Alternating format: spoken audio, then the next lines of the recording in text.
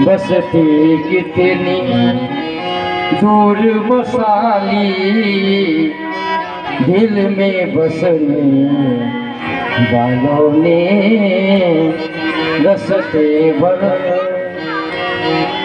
मित्र ने कहा, सुदामा कहता है कि प्रभु मैं बस एक ही बात सोचते आ रहा था कि जो दिल में रहता है, जो हमेशा अपने हृदय के अंदर मौजूद रहता है, उसने हमारी जो बस्ती है कितनी दूर बसा ली। सुदामा जी कहते हैं कि एक ही मित्र बनाया था हमने, एक ही मित्र बनाया था हमने, जिसका नाम कन्हैया था। एक ही मित्र बनाया था हमने, जिसका नाम कन्हैया था। बचपन में जो बिछड़ा हमसे, बचपन में जो बिछड़ा हमसे, आज मिला वो सालों में। बसती कितनी दूर बसाली, दिल में बसने वालों ने रसते भर।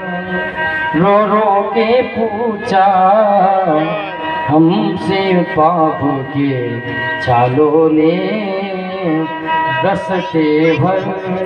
है मित्र, सुदामा कहते हैं कि मित्र कन्हैया आज मुझसे रो रो करके अपने छाले पूछ रहे हैं कि जो दिल में हमेशा मौजूद रहता है, उसने आज मानो बस्ती कितनी दूर बसा ली। जो मित्र हमने बचपन में बनाया था, वो आज ना जाने सालों में हमारा मिलन ऐसे हो गया। ये कन्हैया तुम्हारी तो कृपा है।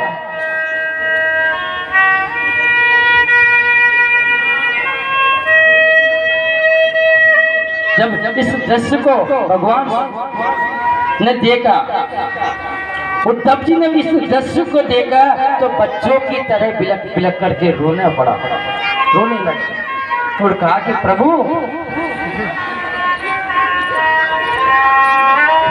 सुदामा कहते हैं कि प्रभु कृष्ण से कहते हैं कि अब तक मैंने तेरा एक नाम सुना था कि तू ब्रह्मण्य देव है। सुदामा कहते हैं कि प्रभु मैंने तुम्हारा एक नाम सुना था कि तू ब्रह्मण्य देव है, लेकिन तू तो उससे भी बढ़कर के निकला। हे कृष्ण, मैंने तुम्हारा नाम सुना था कि तू दीन बंधु है, लेकिन तू तो उससे भी बढ़कर के निकला। अरे कृष्ण, तू कौन है? वास्तव में प्रेम की साकार मूर्ति यदि कोई देखना चाहे तो आकर के आज इसी कांगड़वाड़ा की भूमि में देखिए कि साक्षात मेरा सुदामा और कृष्ण की जो मित्रता है वो अनन्य प्रेम की ओर जागृत हो जाती है।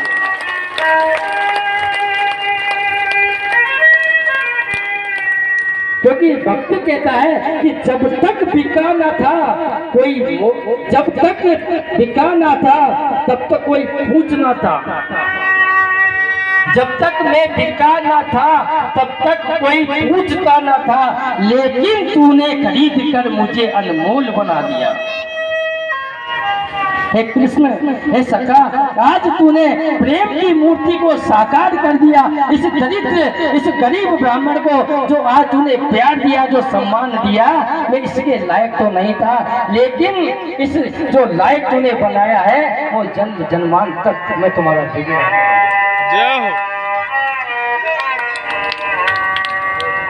राजन, आज श्री कृष्ण के और आंखों से आंसू की धार बह चली। उद्धव जी आज बच्चों की तरह बिलक बिलक करके रोने पड़े।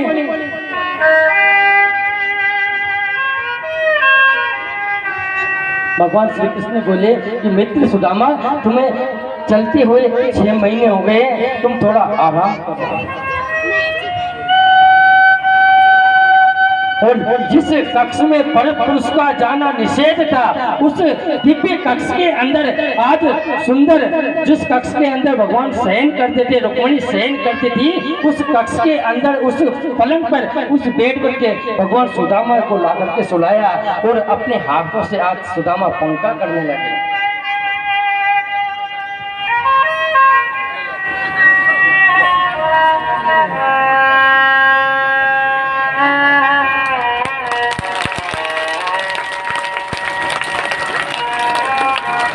राजन जब पंखा करने लगे,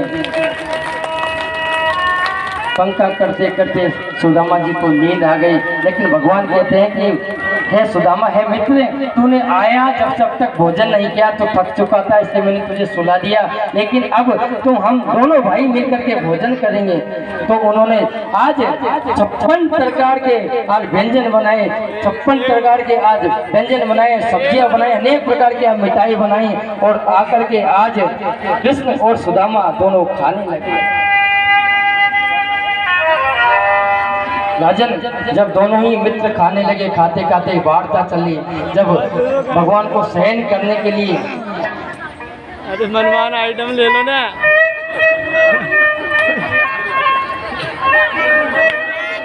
आज 56 प्रकार की मिठाइयों का भोग भगवान को लगाते हैं।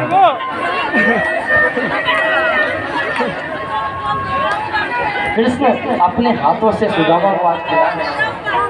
स्वर्ण की थाली में देखिए, आज श्री कृष्ण भगवान अपने हस्त कमलों से सुदामा जी को खिला रहे हैं और सुदामा जी कृष्ण को खिला रहे हैं। आपस में इस दृश्य को देख करके ब्रह्मा जी भी शर्मसार हो गए कि भाई सुदामा, तेरे भाग्य की पे क्या सराहना करूं कि तूने आज साक्षात ब्रह्म को भी अपने अधीन कर लिया।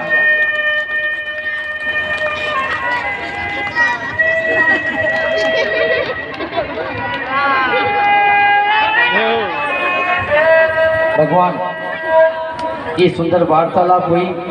भगवान ने पूछा कि मित्र तुम्हारी शादी हुई क्या?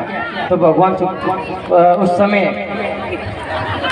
सुदामा जी कहने लगे कि भाई तुम्हारी कृपा से मेरे एक सुंदर पत्नी भी है, 2-2 4-4 बच्चे भी हैं, लेकिन कृष्ण तू एक बात बता, या इतनी सारी जो ये तुम्हारी सखी खड़ी है, जो दासी, ये पता नहीं कौन है, तो ये क्या तुम्हारा कभी विवाह हुआ? तो भगवान बोले कि भाई मेरा तो विवाह एक नहीं 16,108 हुए। सुदामा जी ने कहा कि मित्र कभी तुमने शादी में तो बुलाया नहीं मेरे को। भगवान कहने लगी कि भाई मैं शादी में क्या बुलाऊं तुमको, जहाँ भी गया जहाँ हर के लेके आया। कभी पत्रिका तो फिक्स हुई नहीं, कभी तारीख फिक्स हुई नहीं कि शादी के लिए किसी को बुलाना पड़े। मैं तो जहाँ भी गया वो अपना आप ही आ गया। लेकिन मित्र तुम्हारी तो शादी में निमंत्रण भी छपे होंगे, सब कुछ छपा होगा, तूने तो मुझे बुलाया नहीं। तो सुदामा जी कहने लगे कि भाई मुझे इतना वक्त नहीं था, पता नहीं तुम बहुत बड़े उस समय राजगद्दी पे बैठे थे, आएंगे या नहीं आएंगे, तो मैं संकोच के मारे रह गया। उस समय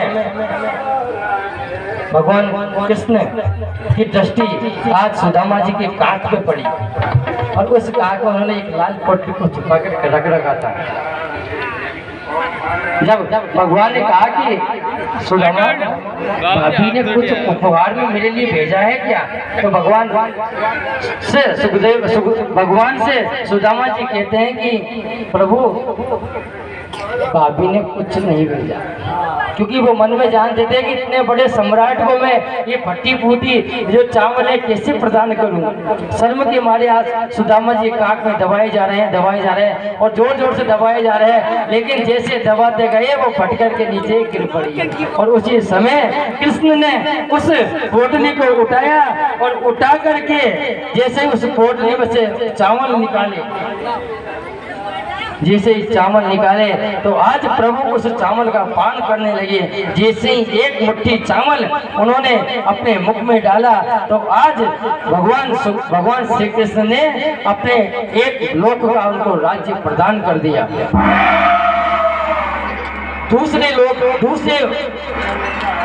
दूसरे ही जब मुट्ठी का उन्होंने पान किया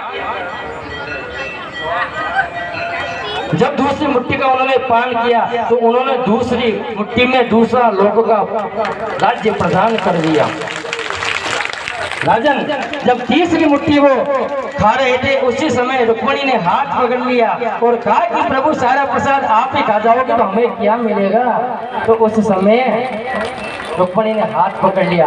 यहाँ संतों ने भाव दिए। रुक्मणी का भाव था कि प्रभु यदि सब कुछ अपने भक्त पे लुटा दोगे तो हमारा रहने का स्थान कहाँ बचेगा। एक बात तो ये था, लेकिन आज मन ही मन में भगवान कृष्ण कहते हैं कि देखो रुक्मणी, जब हमारा विवाह हुआ था तब तुमने एक सुंदर पत्रिका भेजी थी।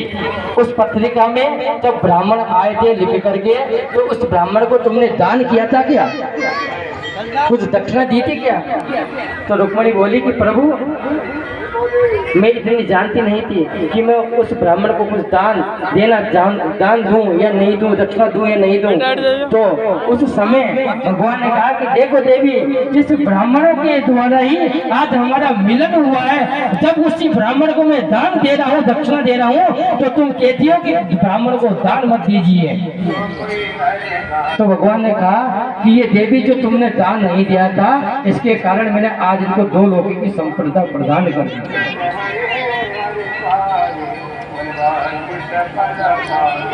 ब्राह्मणों के लिए शास्त्रों में कहा कि देवादिनम जगत सर्वम मंत्रादिनम च देवता दे मंत्रा ब्राह्मणों दिनम तस्मात् ब्राह्मण देवता। हम ब्राह्मणों को देवता क्यों कहते हैं? क्योंकि सारा जगत भगवान के अधीन है। सारा जगत भगवान के अधीन है। भगवान किसके अधीन है? मंत्र देवता, भगवान मंत्रों के अधीन है। मंत्र किसके अधीन है? ते मंत्र ब्राह्मण है, ब्राह्मणों के अधीन मंत्र है, इसलिए ब्राह्मणों को भी देवता कहा है। तस्मात् ब्राह्मण देवता, क्योंकि जब तक ब्राह्मण मंत्र नहीं पढ़ेंगे तब तक परमात्मा की प्राप्ति होने वाली नहीं है। तो राजन सुंदर आज सुदामा जी को 2 लोगों का राज्य प्रदान किया। जब एक रात्रि रुके तो दूसरे दिन सुदामा जी कहने लगे कि मित्र, अब मुझे जाने की इच्छा है, आप मुझे विदा कीजिए। तो आज श्री कृष्ण ने ये भी नहीं कहा कि तुम रुक जाइए और कहा कि चले जाइए, मित्र तुम जा सकते हो। एक बार में कह दिया तो सुदामा जी सोचने लगा कि बाहर कृष्ण जो सुशीला ने कहा था कि तुम जाना और जा करके कुछ कहना, लेकिन श्री कृष्ण ने तो ये भी नहीं कहा कि तुम 2-4 दिन और रुक जाओ। जो 6 महीना चल करके आया था वो एक दिन में कहने लगा कि चले जाओ। जब वो